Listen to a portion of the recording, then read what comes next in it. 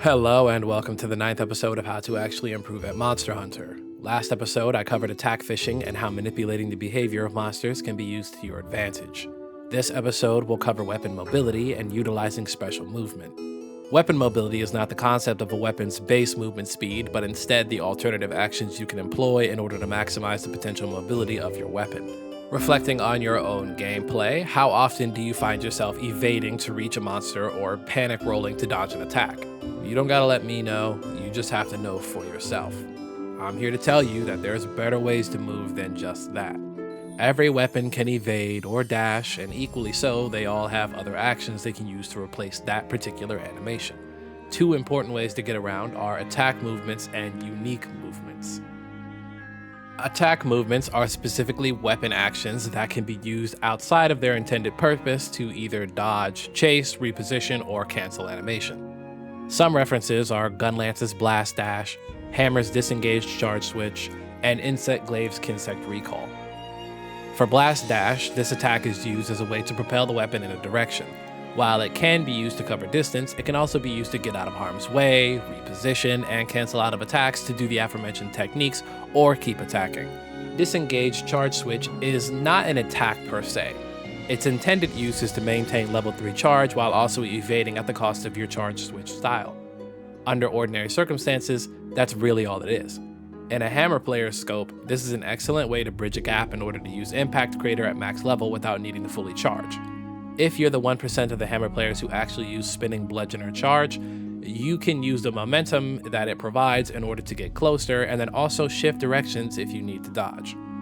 Glaive Kinsect Recall, not to be mistaken with Recall Kinsect, is used to recall your Kinsect if it's hanging out. But if you use Kinsect Recall after an attack with a long recovery, no additional combo path, or one that puts you out of position, you can cancel the animation with Kinsect Recall and walk around to where you want to be or reset. Not every attack has to be used for damage, and not every utility move has to follow its primary function. Unique movements are any movement-based tech that is exclusive to the weapon or weapon type. The Lance family evade style, Insect Glaive Vault, and Light Bowgun Slide Evade are not replicable by other weapons. While stick-bind skills are unique to each weapon, they do follow a generalized movement. Four attacks that are extraordinarily similar are Invincible Gambit from the Switch Axe, Slide Beat by the Hunting Horn, Adamant Charge Slash by the Greatsword, and Ground Splitter by the Gunlance. All of them have the same function of dragging the player in a designated direction to attack while providing knockback resistance. These would be considered general movements, as all weapons have a form of forward or evasive momentum. However, not every weapon can vault like the Insect Glaive can.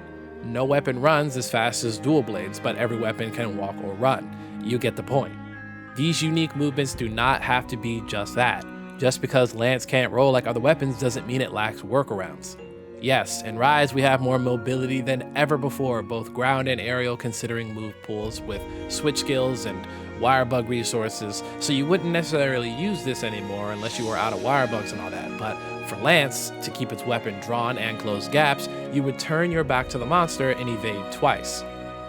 Food for thought, in case MH6 doesn't have crazy wirebug-esque moves or MHGU super arts. With Insect Glaive, you can use Vault as a chaser or as an evade, since you can eject from the situation and return without even having to touch the ground. You don't need crazy technical maneuvers to employ this. I'll say this now and forever, even subtle movements done right can have huge results. Switch Axe has a chase combo that revolves around morphing, as I'm going to show on screen. Alternatively, you could put in less effort and just use Soaring Wyvern Blade. Both get you where you need to go, but the situation you use them in may be entirely different. As for that example monster, I decided to go with Royal Ludroth. Reason being, the monster has a lot of attacks that have huge hitboxes or take it halfway across the world. It's nothing new to its moveset, as Royal Ludroth has basically stayed the same, but damn if it don't get 5 miles away from you very quickly. My goal is to use my movement-based skills to stick onto the monster and get away from any moves that a normal evade couldn't dodge without the use of skills to boost its efficacy.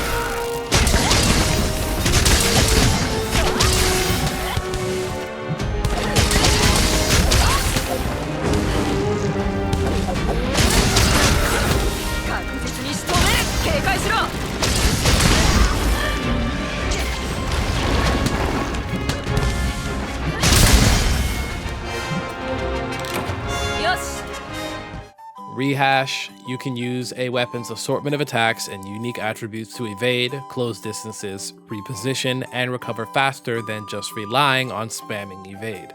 I've written and rewritten this episode so many times because I don't feel I'm properly explaining this concept. In fact, this is the particular episode that made me delay the entire series by a week. Fun fact number 2. It's currently September 13th, and I'm still working on this before I go to work, so you know it's going to be an all-nighter. Anyhow, next episode is the final one for this intermediate series, and it'll be covering calculated aggression. Hopefully you enjoyed, and until next time.